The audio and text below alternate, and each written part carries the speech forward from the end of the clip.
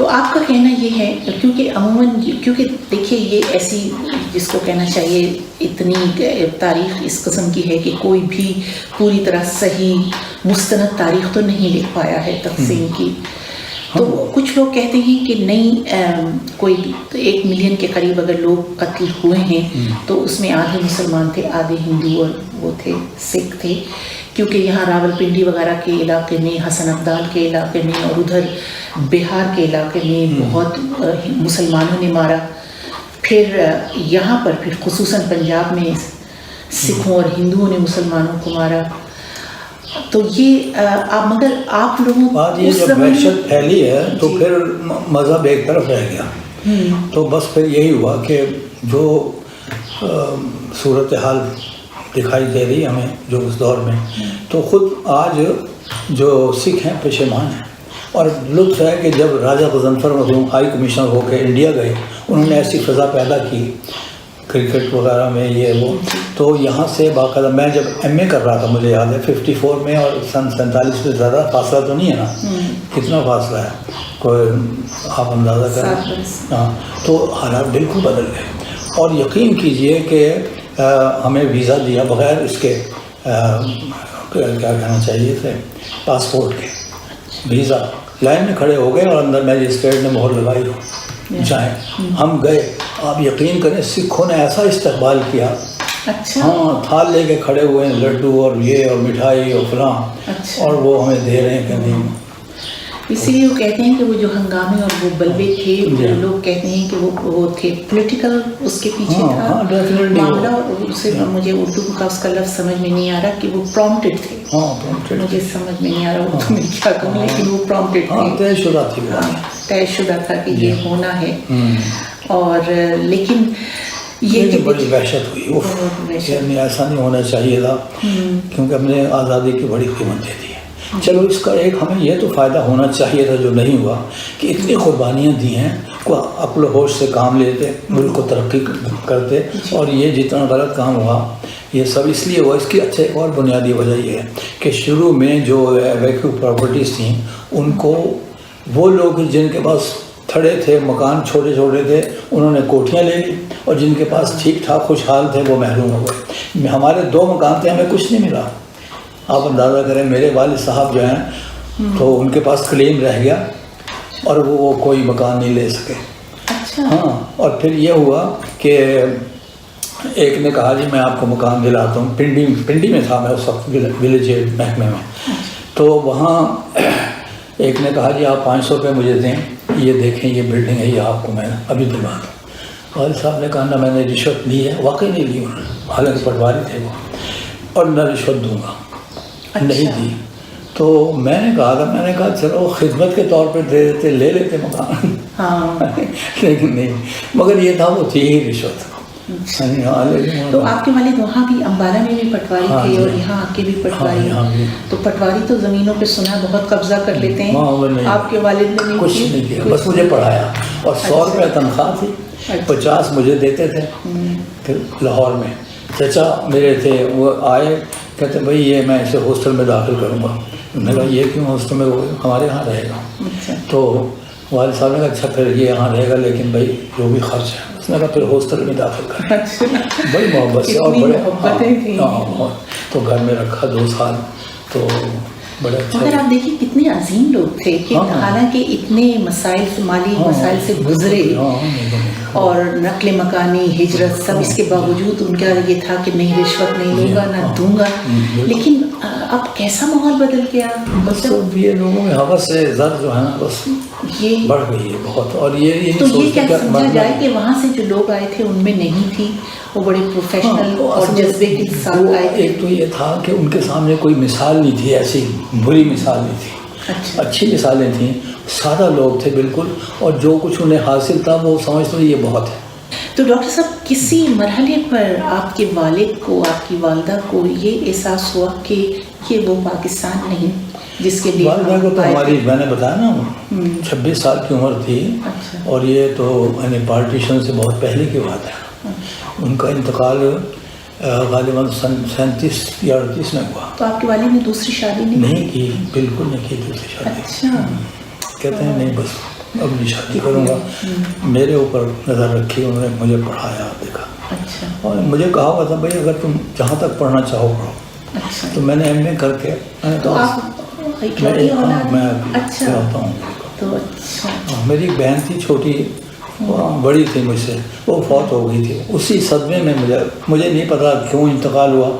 ہاں, میں جب کبھی ذکر کرتا اپنے والد صاحب سے, کہتے ہیں بھائی جو چلا گیا بس کیا یاد کرنا, ایسے کہہ دیتے تھے مجھے. اور شادی بھی نہیں کی دوسری, آپ کو خود پالا, کیا عظیم انسان تھے آپ کے والد. کمال تھے, کمال بات ہے ایسے لوگ بس. تو وہ ہمیشہ خوش رہے کہ ٹھیک ہے ہم پاکستان چاہتے تھے, بڑے خوش مزاج تھے, بہت خوش پاکستان یہی, یا یہاں آ کے جو تکلیف ہوئی یا لوگوں کا جو تکلیف کو تکلیف ہی نہیں سمجھا انہوں نے کبھی. اچھا. یہ کمال ہے, کبھی یہ نہیں کہا کہ دیکھو مجھے روٹی بنانا پڑی مجھے. تو یہ جو ماشاءاللہ آپ کی تخلیقی صلاحیتیں ہیں, یہ کس دور میں یہ جاگیں؟ کیونکہ میں ان سے انتظار حسین صاحب سے بات کر رہی تھی تو وہ کہہ رہے تھے کہ شاید کوئی تخلیق کار تو اندر موجود تھا, لیکن جب یہ آگ اور اس کے خون کی وہ دیکھے, دریا دیکھے, تو شاید وہ پھر باہر آنی شروع ہو گئیں وہ صلاحیتیں. حقیقت یہی ہے کہ آدمی بنیادی طور پر جو کہنا چاہیے تخلیق کار ہے وہ پیدا ہی ہوتا ہے, پیدا ہوتا ہے. لیکن آپ نے کب سے پھر لکھنا شروع کیا؟ میں نے تو اپنے بچپن میں بھی کچھ کہتا رہا. پھر 16 سال کی عمر میں مجھے یاد ہے کہ کشمیر کی جنگ ہو رہی تھی, اور میں نے اس وقت بھی کچھ کئی نظمیں, مجھے اب یاد نہیں, بس ایسی ہے کہ عسکری لشکر کو لے ملت ہے تیری منتظر. ہجرت پہ کوئی آپ کی نظم یا کوئی غزل ہو تو ہمیں سنائیے, یا کچھ اشعار آپ کو اپنے, آپ کی کوئی غزل نظم جو بھی ہو. زمین شب سے اگائی تھی روشنی ہم نے, واہ, جلا کے خود کو مٹائی تھی تیرگی ہم نے, نئی لکیر خود اپنے لہو سے کھینچی تھی, خود اپنے خون سے کیا دائرہ نیا تخلیق, مگر وہ صبح درخشاں جو خواب خواب ہوئی کہ اہل درد کی نظریں منتظر جس کی افق کے پار کہیں باشکستہ ٹھہری ہے. چلو کہ خود ہی گھروں سے نکل کے دیکھ آئیں, یہ دوستوں کی عطا ہے کہ دشمنوں کی جفا, مگر یہ کام بھی ہم پر گراں گزرتا ہے کہ اپنی ذات کا ہم احتساب کر لیتے ہیں. یہ سوچنے کی بھی فرصت نہیں رہی باقی کہ مر چکے ہیں تو جینے کی آرزو کیوں ہے, نگار صبح کا چہرہ لہو لہو کیوں ہے. اگر یہ سچ ہے قلم مصلحت کا دشمن ہے, خلوص وقت کی سب سے بڑی حقیقت ہے.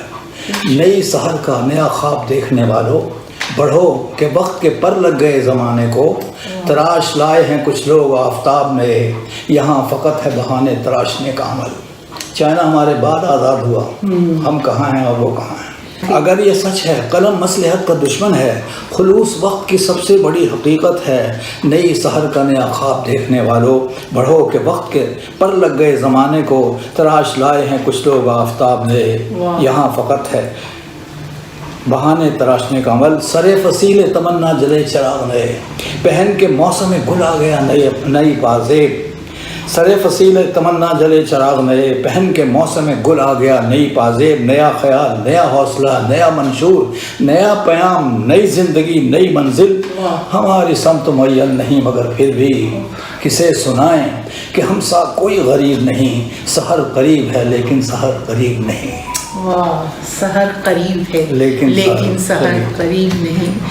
تو جو بہت خواب دیکھتے ہوئے آئے تھے پاکستان کی, مایوسی تو ان میں ایک, لیکن اس بیداری مقصود ہے کہ لوگ احساس کریں کہ ہم کیا ہونا چاہتے تھے ہم اور کیا ہو گئے, اور یہ خرابی کیسے پیدا ہوئی, کس نے کی, کون اس کا سزاوار ہے, کسے کہا جائے خطا کار ہے, کس نے یہ سب ہمارے چاروں طرف مایوسی کے.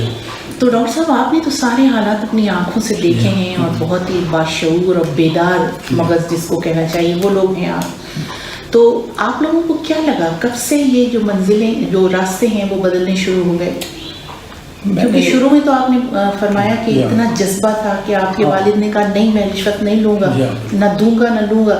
تو اگر یہی جذبہ آگے بڑھتا تو پھر تو پاکستان آج کہاں ہوگا. یہ کہ ہم لوگوں کی تربیت اور نہج پہ ہوئی, نئی نسل کی تربیت جو ہے وہ اور نہج پہ ہوئی. پھر آپ لوگ ذمہ داری نہیں, ذمہ داری تو ہے بالکل. جن لوگوں نے میں آپ کو بتاؤں, میں کہا کرتا ہوں کہ معیار زندگی کا جنون ہمارا دشمن ہے. یہ معیار زندگی کیا ہے؟ یہ خواب میں ملنے والی چیزیں ہیں. لیکن اگر یہ پیدا ہو جائے کہ نہیں عزت نفس بڑی چیز ہے، یہاں عزت نفس کا تصور نہیں. کسی کو ہتکڑی بھی لگ جائے پرواہ نہیں کرتے، قید میں چلے جائیں پرواہ نہیں کرتے، نکل آئیں گے پھر. تو ہماری عدالتیں صحیح نہیں کرتی، یہ میں آپ کو بتاؤں. بالکل. اگر عدالتیں صحیح، دیکھیں چرچل نے جب جنگ ہوئی ہے دوسری، تو اس نے پوچھا صرف ایک ہی سوال کہ کیا ہمارے ہاں عدالتیں کام کر رہی ہیں صحیح؟ سب نے کہا بالکل. کہیں گے پھر فتح ہماری ہے. اگر آج بھی ہماری عدالت، کیوں عدالتیں صحیح نہیں ہیں؟ کہ وہاں وہ پہنچائے گئے جو ان کے کام کے تھے، جنہوں نے پہنچایا. اور دوسری یہ کہ جو وکیل ہے وہ سچ کو جھوٹ اور سچ کو جھوٹ کو بنا دیتا ہے. حالانکہ وکالت جو ہے یہ بہت ہی معتبر پیشہ تھا کہ سچ کو سچ ہی رکھیں، جھوٹ کو جھوٹ ہی ثابت کریں.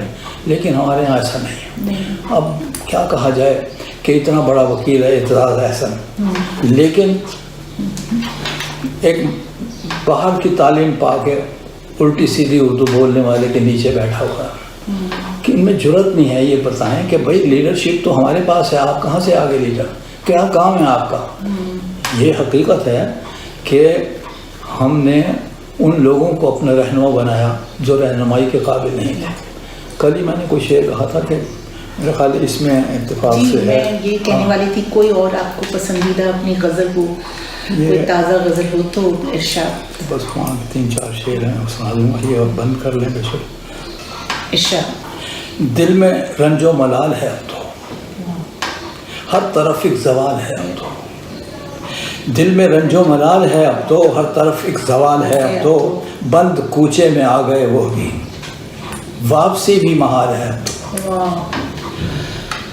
بند کوچے میں آ گئے وہ بھی، واپسی بھی محال ہے اب تو. خود فریبی میں مبتلا ہونا یہ بھی گویا کمال ہے اب تو.